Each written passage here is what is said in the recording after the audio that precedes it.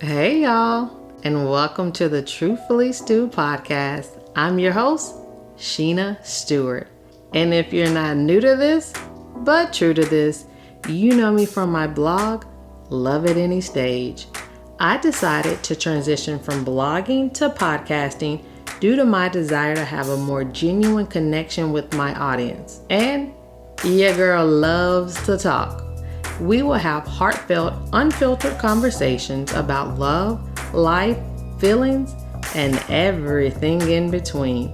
So, relax, because it's time to get truthful. This is my first full-length podcast episode. It's such a huge deal for me because I've talked about starting a podcast for years. Thank you to anyone over the years that has listened to me go on and on and on about starting a podcast. Hey, I'm here. Finally made it. So if you've missed any of my truths, then have no fear. They're back. All right. So we've all heard the Black proverb, black don't crack. And I'm sure it's safe to say we've all met a Black woman and then were totally stunned when we found out her age. Well, in this episode, we'll discuss how I found out black don't crack, but it sure does bend. If I've said it once, I've said it a million times. 2010 was a pivotal year for me. And the best thing I did that year was start therapy. Early 2010, I was headed somewhere but couldn't find my keys. I started to literally kick, punch, and curse out the wall. Yes, all those things because I couldn't find my keys. Man, listen, your girl was down bad, okay? After I convinced myself that that was not normal behavior, I reached out to my cousin who was a therapist. She suggested that I started therapy, and she sent me a list of therapists in my area. So on February 6, 2010, I walked into my therapy session for the first time. I was scared out of my mind, and I thought, will this lady be able to help me with my anger issues? And I also wanted to know why the heck I was so angry. To give you a little context, I want to read my therapist's notes from my first session. Yes, I asked her for them. So, my first session was basically an information gathering and goal setting session. There were 3 quotes of mine that she jotted down, and I'm happy to share them with you today. Number 1, I feel lost. Number 2, I get angry easily. She wrote that the anger was due to my childhood abuse. Number 3, I'm not getting along with my father right now. She also provided me with goals that we identified and discussed. Number 1, deal with my history of sexual abuse. Number 2, work on anger issues. Number 3, address conflict with father. Number 4, desire to form a long-term relationship with a man. And number 5, gain clarification about my direction in life. After my first session, my therapist suggested that we have weekly sessions.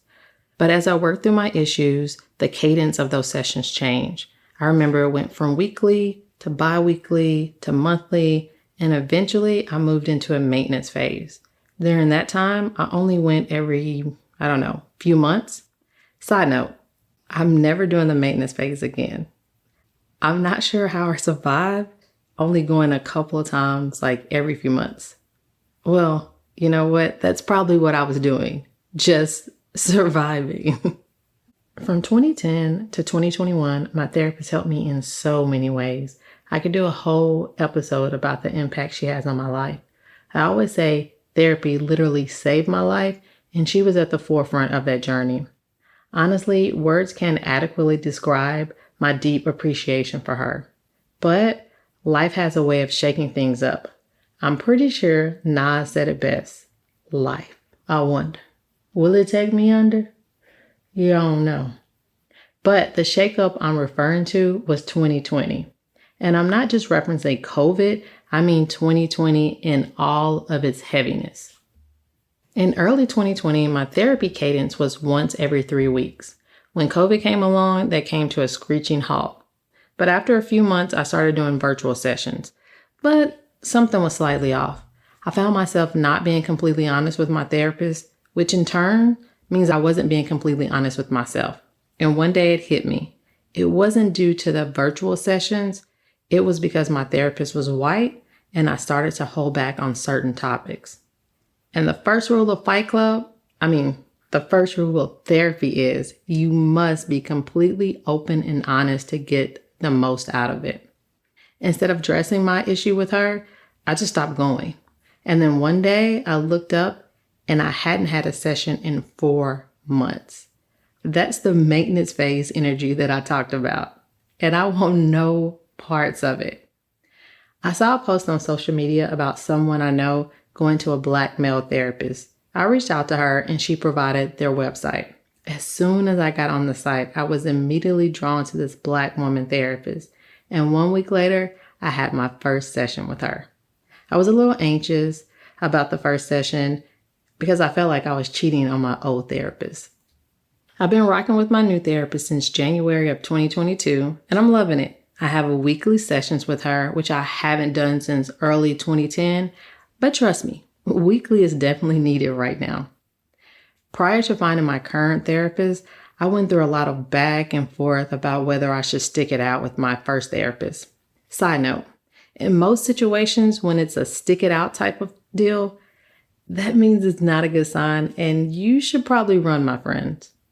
But during this intense back and forth, it was like watching a Wimbledon match between Serena and Venus. That's how intense it was for me.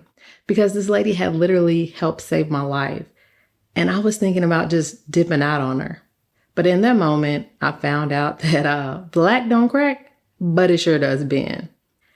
And if I kept bending, I would eventually crack. So I had to put myself first, and I made the decision that was best for me.